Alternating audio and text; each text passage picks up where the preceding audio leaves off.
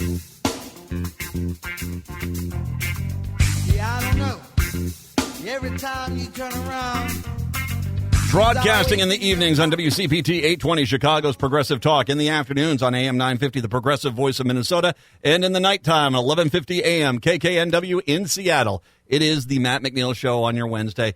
Matt Robison is kind enough to join us, a writer, podcast host, political analyst who's focused on trends in demographic psychology, policy, and economics that are shaping American politics. His work has been featured extensively in Newsweek, Alternate, and Raw Story. He's the co-host of Beyond Politics podcast with former Congressman Paul Hodes, and he broadcasts in New Hampshire. He's kind enough today to join us to talk about campaign ads and as well the DNC and how the campaigns are going. Matt, thank you very much. I appreciate the time, my friend.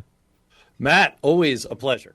I want to, first of all, let's give you a little run here on, you're doing a new thing here. This is a mini-series where you're kind of looking at the idea of political ads and how they influence us. Talk a little bit about that. Yeah, so it feels to me like every piece of political analysis that you see or read or listen to, if you're a podcast kind of person, it really looks at the big picture. And that's great. I love doing it. I do it all the time in Newsweek and on my show.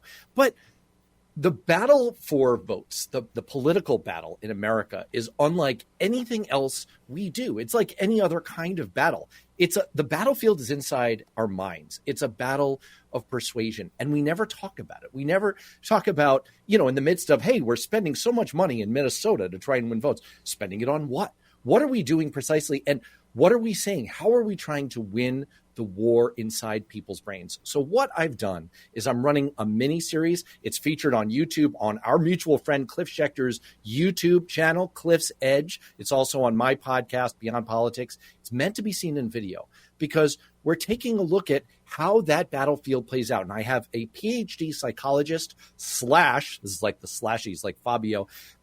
She's / a pollster. And we're taking a look at the psychological tricks and techniques and principles, the ways that campaigns get into people's brains and try to win the war of persuasion. It's changed a lot, and I think this is a fascinating concept because I don't think people understand the amount of work and effort and research that goes in to how do you convince people to vote for you. Now, Donald Trump, clearly, at this point, I don't think he's doing a very good job of that. Harris's team seems to be like a scalpel at this point out there, kind of the way that they're working on this. But regardless of the campaign, whether it's local, state, federal race, you are looking at generally a lot of science behind where you run ads, how you run ads, how that message of that ad is there. And, I mean, it really can make or break a campaign. Yeah, that's what got me going on this. Was I was interviewing on Beyond Politics Lauren Goldstein, my co-host for the miniseries, and she's the lead analyst at Change Research, which is a very innovative, progressive polling firm. And they take this kind of deep science approach to really thinking through how messages make their way into our brains and what they do to our brains once they get there. And what you find is that when you really look at the psychology underlying what's going on in ads. And that's what we're doing. We take a look at ads and we look at them not from a kind of raw perspective. That's fun to do too. I like breaking down ads to say like, oh, that's awesome. That's awesome. And we do a little bit of that. But what we're mostly doing is we're asking questions like, why are they showing these kinds of images? Why does the script read this particular way? Why, for example, does Donald Trump act like the shark in Jaws? It's not just that he's obsessed with sharks and electrocution and all that kind of thing. I mean, that is part of it. But there's a very particular psychological reason why Donald Trump is like the missing man in his ads. And we see other kinds of images. And yes, that has evolved. It's changed over time as the electorate has changed and as the kinds of messages that resonate tend to shift. And as the audiences we need to reach are shifting. First of all, once again, where can people find these videos so people can go find them themselves right now? Cliff's Edge channel on YouTube. Just look for Cliff's Edge, and it's posting. New episodes are posting every Sunday. It's also on Beyond Politics, and Spotify in particular is doing a good job of letting you post your podcast as videos. I'm doing all of my podcasts, just like you're doing with this show. Everything's a video now, and so you can listen to it on Apple Podcasts, Beyond Politics, or you can watch it directly on Spotify. But of course, we love to funnel people over to our friend Cliff's channel if we can.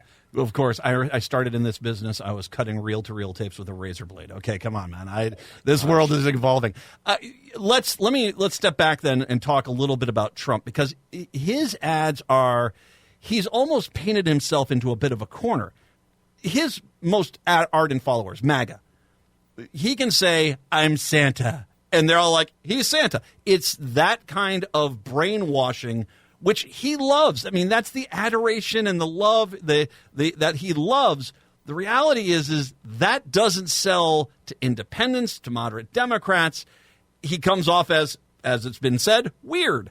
And so he is in an interesting dichotomy of how he tries to present himself while still maintaining that mentality of, I'm just here to feed narrative validation to the people who love me most. That's wow. That's so well put. I completely agree. And what we're kind of trying to do in this miniseries is try and get into the why behind that. Why is he communicating in this way? And I think that there's a simple explanation now. For every complicated problem, there's an answer that's simple and usually wrong. But in this case, I think it might be right. In Trump's, if you're playing the board and you're Trump's campaign, you do not win by expanding the electorate. Donald Trump's support, if you look at any polling average over the last 10 years, his support is very steady. It's very, very steady. He does not have a lot of room to grow. Everything you see in Trump's communication is about negativity, fear, and turning people off. What do we know about undecided voters in America right now? The undecided voters in any polling sample, New York Times, Siena poll has been great on this. Well, they're really tuned out and they're really turned off. They don't like consuming political content. They hate politics. They hate the political system. And so what does Trump do? If you're playing that hand in poker, you feed that. You dig in to the discontent. You find the malcontents. He's reaching out on Rumble. He's reaching out on all of these alternative platforms that deal with incel culture. And he's feeding back to them exactly like you said, like, hey, guys, if you're angry and you're disillusioned, I'm your guy. And he wants to shrink the electorate down till it's only those folks. Contrast that with what you saw at the Democratic convention, right? Joy, uplift, forward-looking, positive energy. Kamala Harris's theory of the case is the way to get through to undecided voters is to say, you don't have to be so turned off. It's actually okay. You can engage. And if you're going to hear only one thing about politics, which you might, you're going to get this positive vibe from us. Well, and that in context, too, is like that's the genius of how they've come out and rolled out that campaign is that, fine, you want to wallow in the trenches of despair, we're not going to be there. Not the when you go low, we'll go high, much more of a we're going to punch back, but we're not here to basically validate negativity. We are here to embrace joy. I mean, there was an interview that Governor Walz had done just where he's sitting and talking to the guy about gutters at Menards and Juicy Lucy hamburgers. And it was bizarre watching a politician have that conversation. Nothing really, and the guy was asking questions and he was answering them. It just a very down-to-earth, relatable, enjoyable conversation to hear a politician who is the vice presidential candidate just talk like anyone, you or me, anyone. And I think that by going at that tone and that direction, it is a real effective counterpunch to Johnny Angry over there. Oh, absolutely. I mean, look, you and I have a lot of similarities besides the fact that we've got this whole Matt and Matt vibe going. Indeed, which I just signed in today as Matt because I figured, that's the whole – I'm the other white Matt. I mean, besides that, we've got this middle-aged dad thing going, right? And boy, I'm feeling that energy from Walz. I really am. The only piece of that you lost me on is the burgers because I grew up in Manhattan. I'm sorry, I don't want to turn off all of your Second City audience. Oh, okay. I love the Midwest, but yeah, I mean that again, I couldn't agree more that That's what they're going for. It's, and the other thing that's really coming through, and I'm stepping on my own articles in Newsweek. I'm writing this column every week. This week, I'm writing about this psychology deep dive, and I'm talking about some of these principles, some of what you're going to see in the miniseries. Well, and if I can step in really quick, everybody, you should be following Matt on Newsweek. His articles there are pretty good, solid stuff. Thank you, sir. Well, I'm going to step on my one for next week. I'll give a little preview. Okay. Paul Begala once said that there are only two basic message templates that we run in campaigns in America, only two. One of them is, let's stay the course.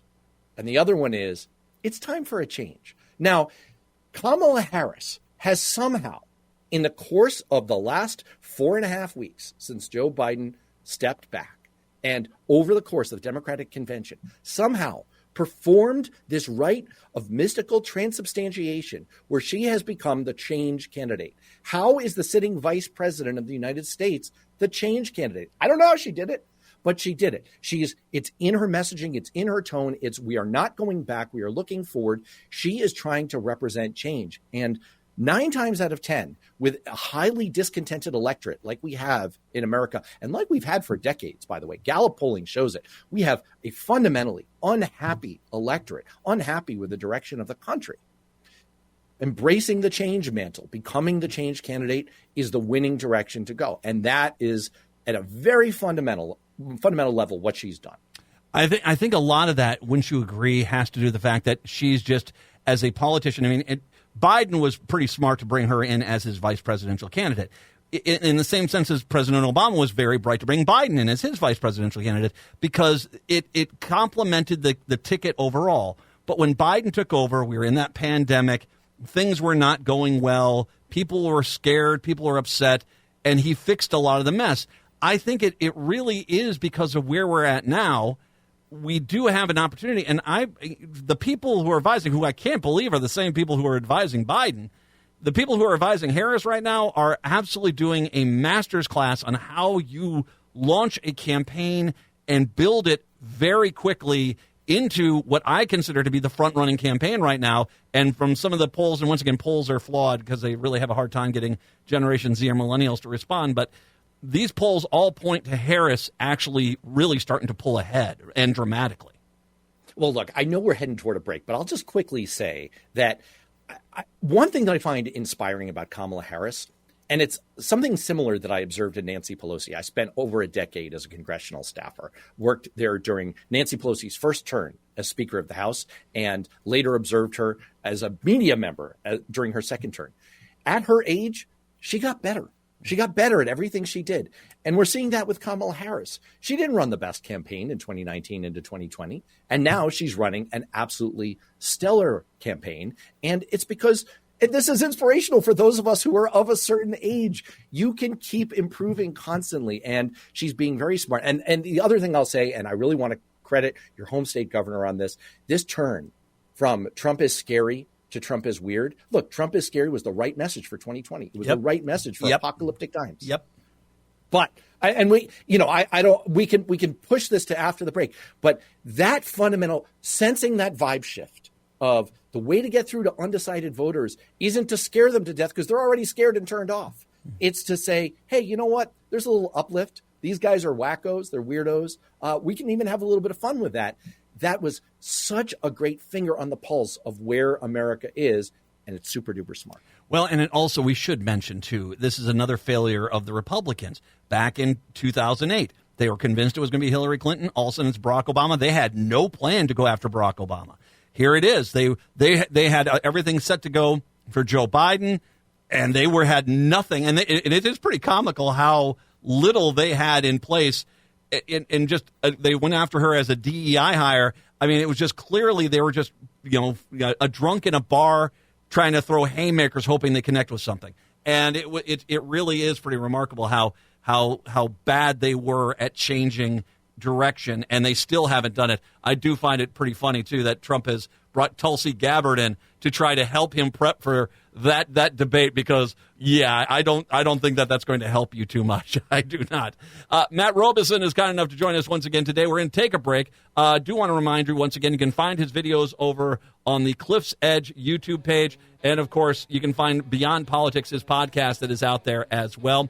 And his articles in Newsweek, which I highly, highly, highly recommend you do read. We'll take a break. Come on back. It's the Matt McNeil Show here on your Wednesday.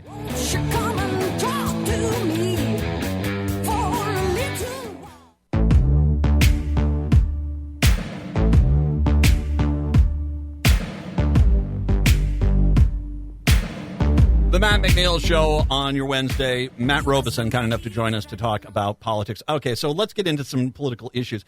Trump today, and talk about image and trying to convince MAGA of something. He went on, apparently Dr. Phil's got a Twitter show. I don't know. He apparently said that if Jesus, that one, counted the votes, that he would win California. Now, there's a part of me that is like, okay, this is clearly might be the signs of a cognitive decline. But at the same time, he is also very specifically, he's out there trying to convince people of this idea that, and especially his base, 100% of all voters agree with him. So anything other than him winning 100%, like a Vlad Putin election, it shows you there was fraud.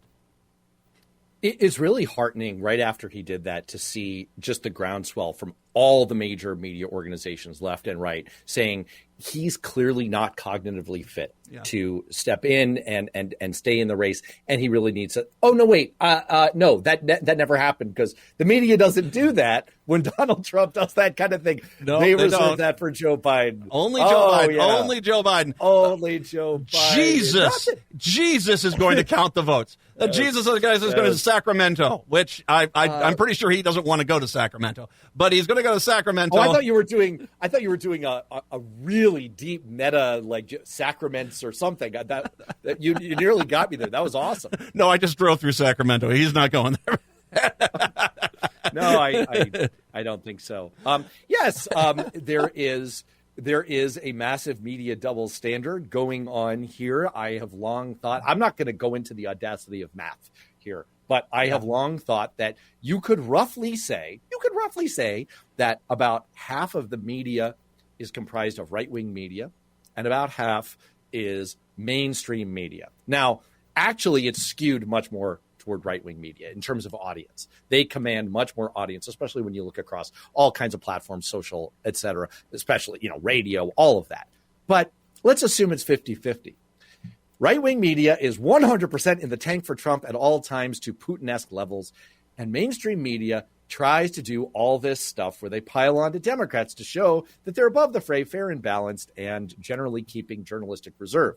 What is the result?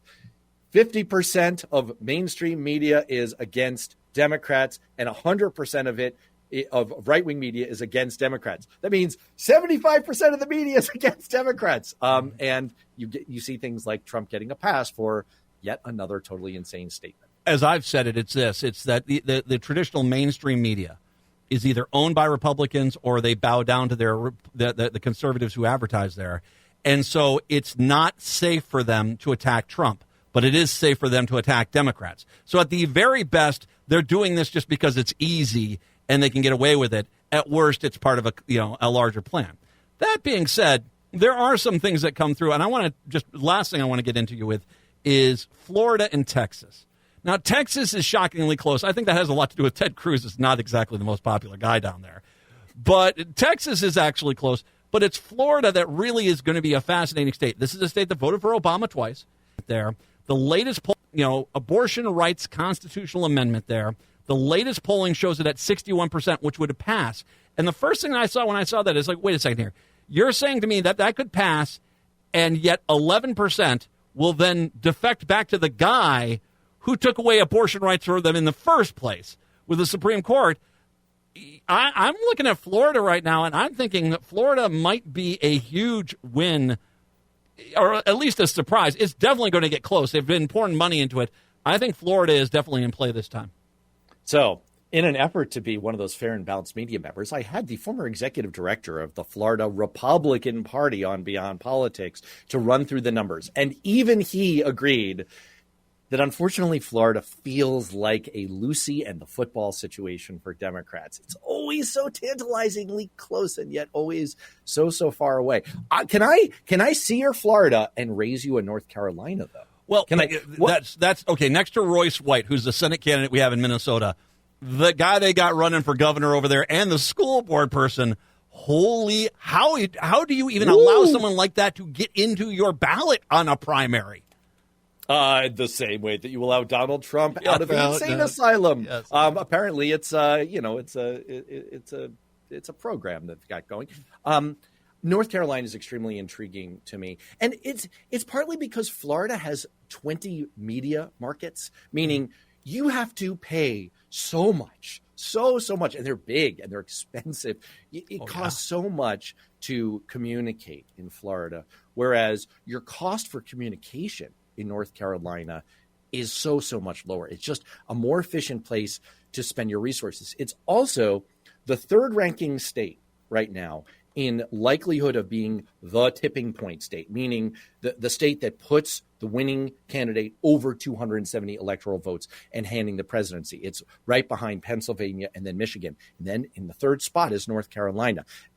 Right now, Kamala Harris, the polling average has her at 47.2%, the exact same as she is in Georgia. But she's slightly ahead in North Carolina by 1.4 percentage points. She's actually trailing in Georgia by 0.6 percentage points. So my only argument is there may be more upside in Georgia because Georgia has 30% African-American vote. It's closer to 20% in North Carolina. So there's perhaps more room for Kamala Harris to grow. That's why she and Governor Walz are on the road in rural Georgia counties today as we record this. But I'm getting kind of frisky feeling about North Carolina. I think you're absolutely right about North Carolina, and I think when you look at that governor's race, the Democrats in the lead by 10, and that's on the closer polls. And so then the question comes back is how many people will go into that ballot, vote against the Republican, and then change for the rest of the ticket. And it's you get 5-6 points in that, but you need to get more than that, and you don't see that. And so that candidate could end up costing, him alone could cost him Trump North Carolina. Absolutely. No, there could be a case of reverse coattails there.